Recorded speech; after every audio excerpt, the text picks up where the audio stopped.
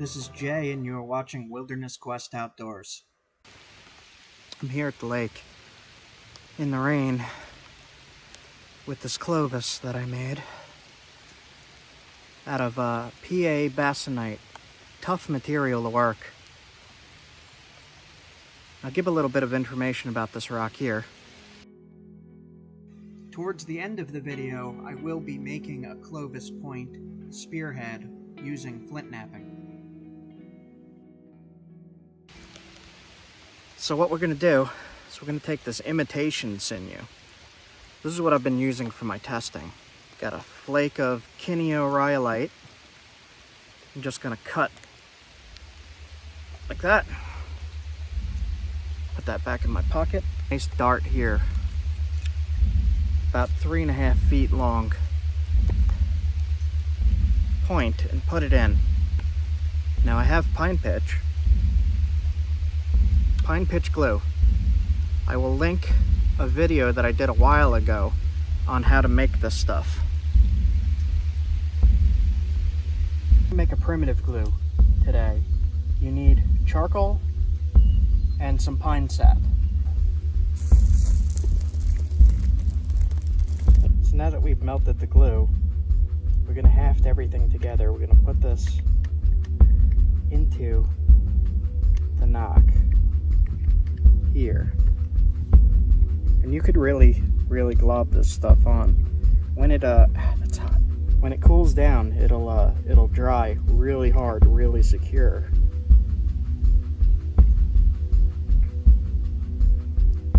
Be careful here because you can cut yourself doing this. So you're gonna want to fit this in as perfectly as it could go. And then you just check to see it dries. It's starting to dry. You add more right there as well. So we'll set this aside to dry. But I'm going to put that in the knock and I'm going to light it. And that activates the glue properties. I'll just keep some heat on that. Now this is just going to be a little testing of this Clovis point. I'm going to put it into the haft like that.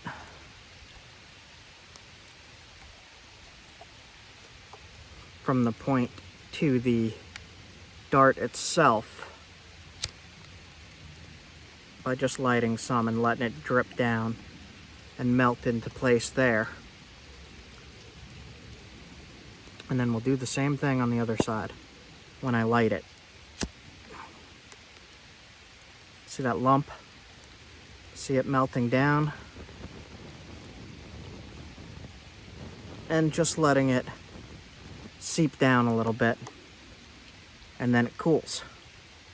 And that went right into the flute, the channel flake. So I'm going to take the imitation sinew now and just wrap around up onto the point. And I'm going to try something a little different. I'm going to go like this. Instead of doing the crisscross, I'm going to try to wrap it right onto the stick and then do the crisscross.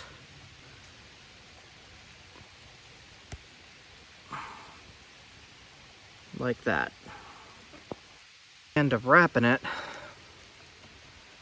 just go around once, put it through the loop, pull it tight, put it where I want it, pull, and then take that little felsite flake, rhyolite I should say, and just cut right here. Okay. Now that is all hafted. Really beautiful point. And what I'm going to do now is I'm going to test it against a full water bottle just to see what kind of damage it does.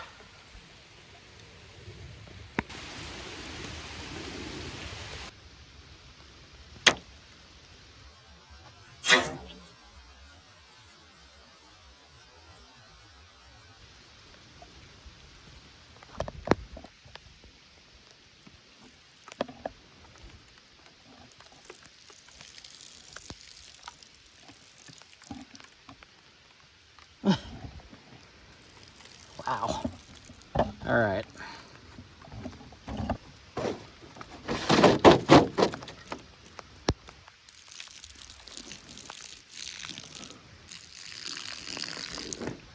There it is. So it went in here and came out at an angle at the bottom. So there's the entrance wound, and there's the exit wound. That's pretty crazy. That's a big wound. Here's the point. No damage. Sharp as heck. Still hafted. I'd say that does the job. On a 3-foot dart, 3.5 foot maybe, in the rain, on the lake. The Atlatl and dart.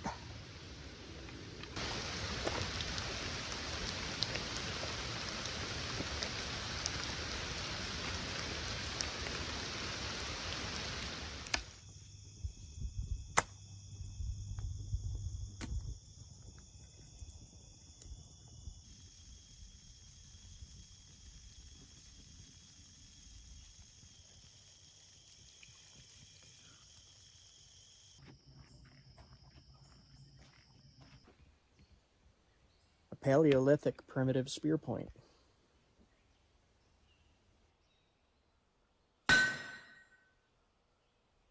I'm going to take a piece of flint that we collected from the river and knap a spear point out of it. Now hopefully I'll get a good piece out of this.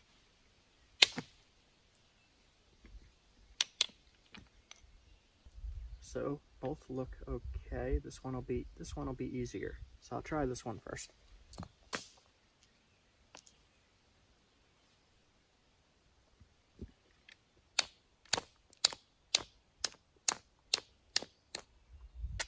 Now for it to be a working spear point, it doesn't have to be much bigger than that. So when I'm doing this, I'm abrading the edges. I'm dulling the edges to make it so that when I hit on these spots that are lower, when I hit on them, it travels along this line and creates a big flake. Same thing, you would hit there and you would hit there. And you just keep doing that over and over again to thin it down. So here is a platform and here is a platform. Those are places you want to hit. It'll follow this line. The flake will thin it down along these lines. You can see right here, this shallow area is where one of the flakes came off. Same thing with here. And you just keep doing that over and over again until it gets down to the shape and size you want. So the platform there and the platform there. The lowest points on the rock.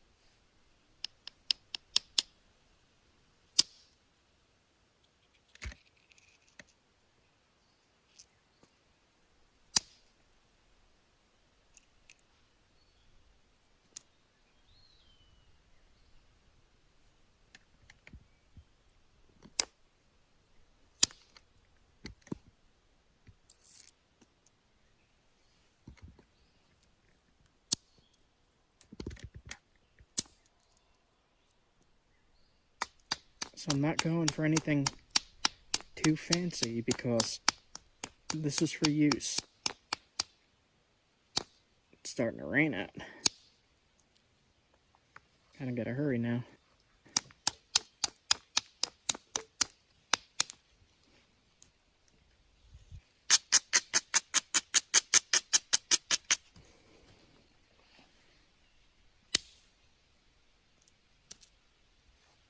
There's some damage in here, so I gotta be careful. But it's already taken shape, I don't need much more. Hopefully it stays together. So it's starting to rain. but I'm getting pretty close here. I just got to thin it down, shape this edge up a little more, and the spear point will be done. No way.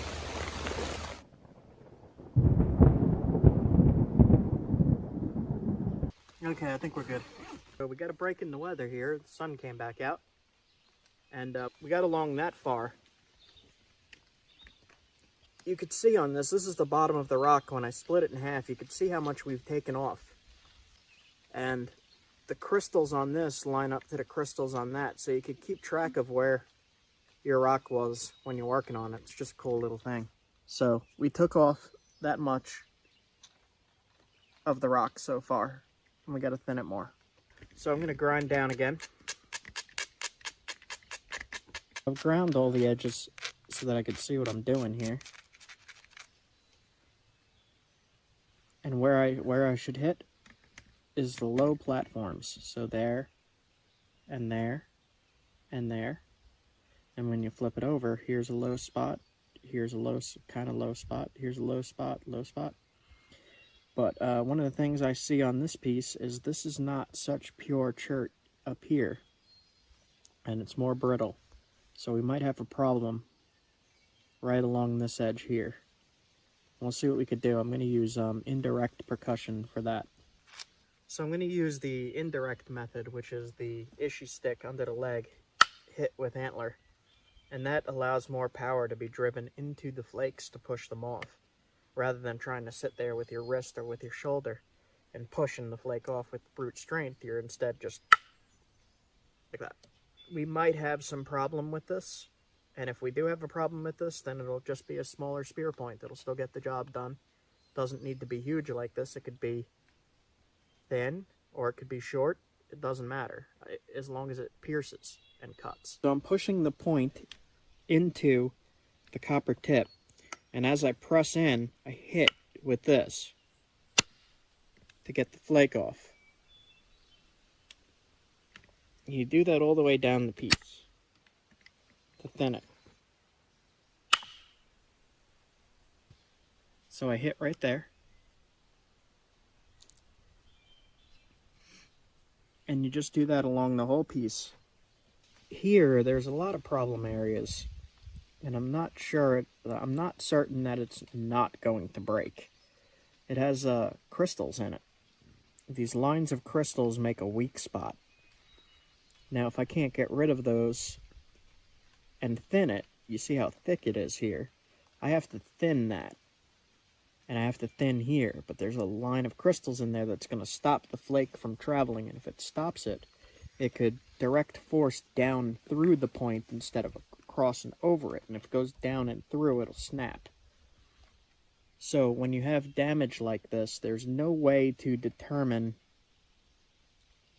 for sure if you're going to break it or not doing this. If you're dealing with a lot of damaged rock, which from creek rock would definitely a lot of it be damaged, you got to learn how to work around these problem areas, and sometimes they fail. That just happens, but that's part of the process, and that's part of learning. And you learn how to correct these problems over time. Every time I fix it, I learn something new. Every time I break it, I learn something new. So we're going to see what happens here. Now this piece does have some problem areas in it, but we could probably fix it up. So this one cleaned up a lot. It went almost across the whole thing. And look how much width that took off. So when you pull it off, it's way thinner. What I'm going to do with this point, since there's a lot of damage in here, I think I'm going to go with the zigzag method. So I'll take a flake off that way, then I'll flip it over, take a flake off that way, flip it over again, flake that way, all the way up to the tip. Then I'll regrind the whole thing and see if I could fix these problem spots. Also, on this side here, I gave way more width to work with, just in case this side fails. I'll still be able to get a point out of this like that. Even if I lose that much, I still have a very deadly spear point.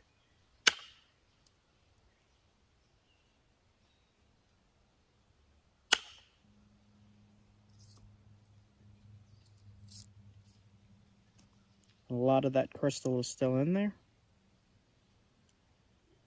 So we're just going to keep thinning this now. We're past the problem point. This is going to be a little bit of a problem here, but I'll just get rid of that with grinding, I think.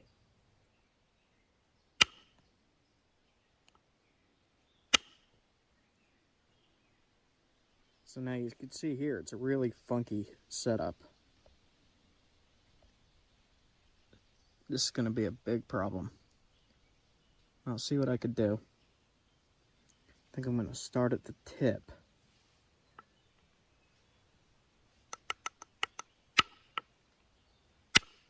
Don't want to hit too hard.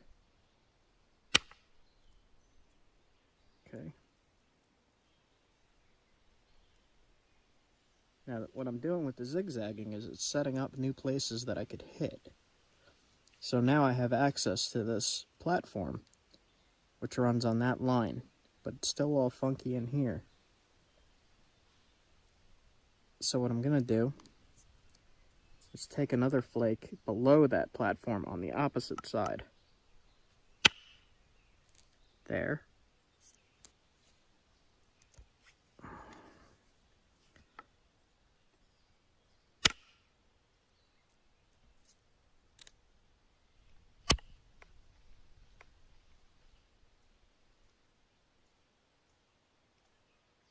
So we're getting really close to the finish here.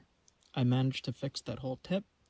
Here is still a little thick, but I like to keep that area thick because it adds strength to the entire point. If the tip breaks off, I could pull it out, set it back in, and resharpen it. Thunder. But we fixed that whole tip. We got rid of all that funky stuff. There's a little bit in here that I'm not going to mess with. It runs up to here, but we don't need to fix that to make it a usable point. And I think what I'm going to do is just try to thin it a little bit right here, and then put some notches in, sharpen it up, and we're good to go. Now for the final shaping and sharpening, usually I use caribou antler stuck in a stick with some pine sap, pine pitch glue, but this has been ground down to a nub, so on the other side I have a little stick of copper. And I'm just going to use that to finish it up. And same thing, I'm just going to zigzag across the piece and push little tiny flakes off. You don't want to take too much off here. So this is what I do for final resharpening. It's just pushing those little flakes off.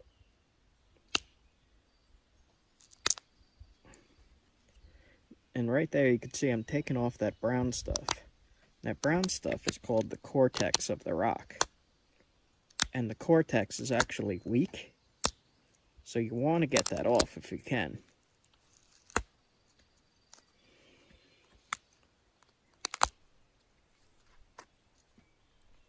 So I'm doing the same thing. I'm just zigzagging back and forth on these platforms here and making sure it keeps the right shape. So now that tip is pretty sharp. I'm going to make it go to more of a point. And a lot of this, you can see the cortex is a different color than the chert. And there's a lot of cortex in there. It goes right across the line here. You can see it on this side. This brown stuff. And like I said, that's weaker. So I'm going to leave this because otherwise it'll shorten my spear point, and I don't want a short one. Just grind the piece again.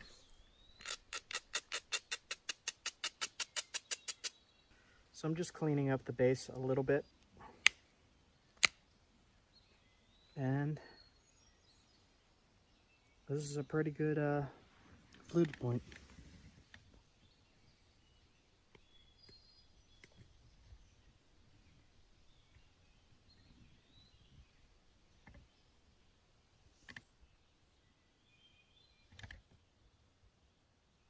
So this is an accurate replica of a Paleo-Indian spear point. Would have been used about 13,000 years ago, 12,000 years ago. And these were used to hunt large game like a caribou. They would put it on a Atlatl dart and throw it with a spear thrower. The spear thrower was called an Atlatl. and these darts would travel very, very forcefully into the animal. And then they had their food and clothes. So you could do all of this with just antler. You don't need the copper. You could do it with antler.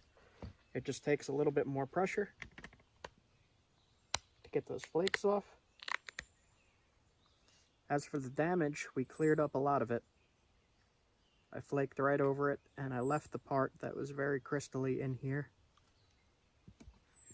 Like that. So all of this is crystally, but that's fine, because it'll be sitting in the stick here.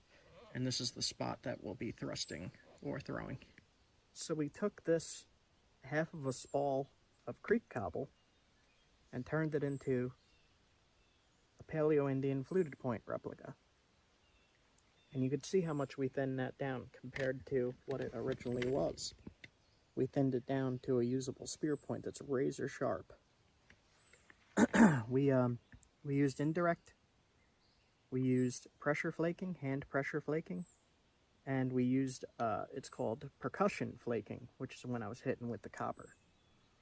You could alternate those methods as you learn, and you'll see which works best for you. I like to use all of them. We finished the spear point in relatively short time, so now we're going to go put it on a stick. Make sure you like, comment, subscribe, and when you do that, hit the bell icon. You'll be able to see more primitive build videos. Check out my playlist. I have many other primitive builds in the past and more incoming. Thanks for watching. Thanks for hanging out. See you guys soon.